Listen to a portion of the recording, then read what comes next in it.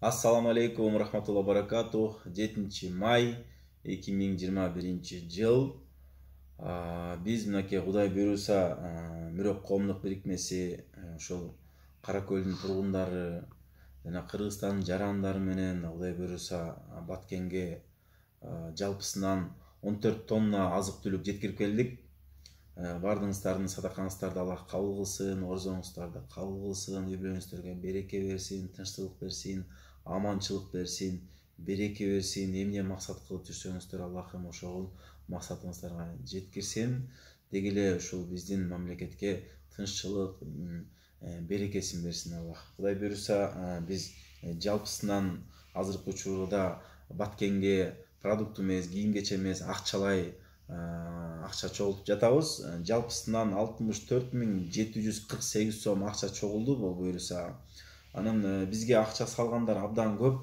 Анан мен ушу бир-эки адамды жазып калдым эле, эсимде барларын айтып коеюн. Бул Москва шаарынан 2000 жылдан 85-жылкы балдардын ортосунда WhatsApp группасы бар экен. Ал жерде көбүнчө 1-мектеп менен 3-мектептин балдары дейт. Ошолар бизге өзлөрүнүн ушу Баткен шаарына бизден жардам болсун деп 19.995 сомго айлантканда 19.595 сом акчалай которушту. Кудай буйруса биз планыбызда ошол айттан кийин дагы Баткенге барып, ушу Баткендеги үйү күйүп кеткен же үйүнөн бирөөсү каза болгон үй-бүлөлөрдү азыр биз Баткендик балдар менен сунуштап атабыз. Ошондой үй күйүп кеткен, үйүнөн бирөөсү жарым каза болгон, үйүнөн малын айдап кеткен, машинасын айдап кеткен, ошондой учурлар көп болуптур да, ошолорго Кудай буйруса акчалай жардам беребиз деп пландаштырып атабыз. Иншаллах Баткендиктер менен сүйлөшүп атабыз. Бизге Кудай буйруса ушу айттан кийин барабыз, ошондой адамдарды бизге таап даярдап тургула деп айттык. Кудай буйруса бизге көмөктөшүп жардам бере турган болуп атышат ал жактагы жигиттер. Анан мен дагы айтат элем, ошо Баткен боюнча жардам берип аткан адамдарга кайрылат элем. Азыр көп жерде мен МЧСтер менен дагы сүйлөштүм Баткендеги.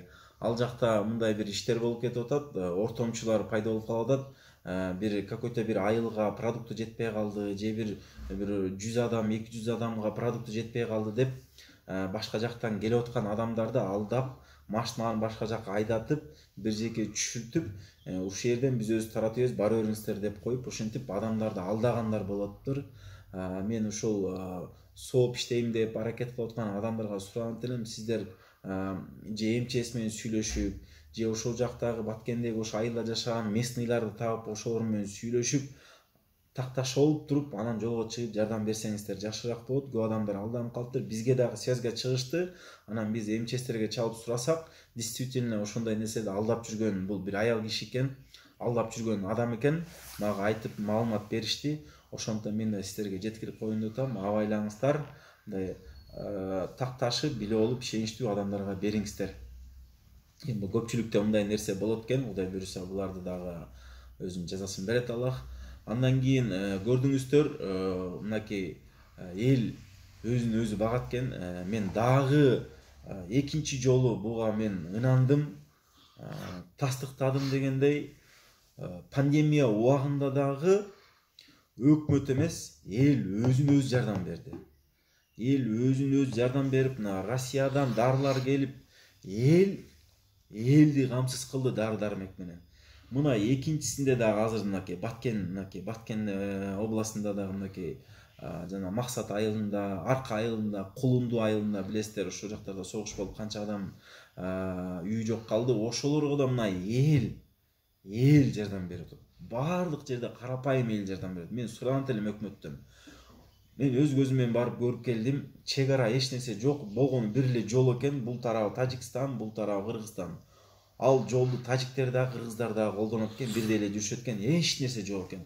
Ошол жерде мисалы үчүн ушул жана мен айтып кеткен айылдарда приблизительно билбейм, бир 25.000 калк жашаса, ошонун бул жак бетинде эле 2,5 миллион тажик жашайт экен да. Алар жөн эле бул жакты жөн эле басып алат да, если НАТО башлачу. Ошондо мен суранат элем, мамлекет эл өзүн эле багат экен. Сиздерден суранат ушу забор тартып берип койсоңуздар, сетка менен тартып, ушу чек ара маселесин эле чечип берип койсоңуздар, эл өзүн эле багып атат. Сиздер да көрүп атасыздар, билип атасыздар. эл өзүн өзү багып келет ушул убакка чейинчи. Мен сиздерден суранам, жөн гана ушуну мындай мамлекеттик деңгээлде чек араны чыйып бөлүп берип коюңуздар. Ошол эле сиздердин ишиңиздер. Бул менин өзүмдүн мнениям да. Ошол эле сиздин ишиңиздер. А эл өзүн өзү бага берет ал. Биз мына көрө эле келатабыз. Ошондуктан баардыгыңыздарды биримдүүлүккө чакырам. Мына Кыргызстандын жарандарын Аллах ыраазы болсун. Азыр эле бир баткендик бала менен сүйлөштүм. Анын айтуусу мындай грубо айтканда, бир үй бүлөгө бир фура продукты түшкөндөй болду деди. Караңыздарчы элдин берешендигин. Келиңиздер, эми биз акчалай жардам берели буларга, үйлөрүн тургузсун. Ошол жерден кээбилер тажап, үйлөрүн сатып кеткендер бар экен кыргыздар. Ошентип кетишпесин, чек арада жашашсын. Ошолорго биз мүмкүн болушунча ошолорду түзүп берели иншаллах. Баардыгыңыздарга Аллах ыраазы болсун. Кудай буйруса, айттан кийин буйруса биз Баткенге барабыз. Азыр акчалай чогултабыз. Биздин счетторду билесиздер. Ошол жака Баткенге деп акча сала берсеңиздер, бере берсеңиздер болот. Рахмат, ассаламу алейкум, рахматуллахи баракатух.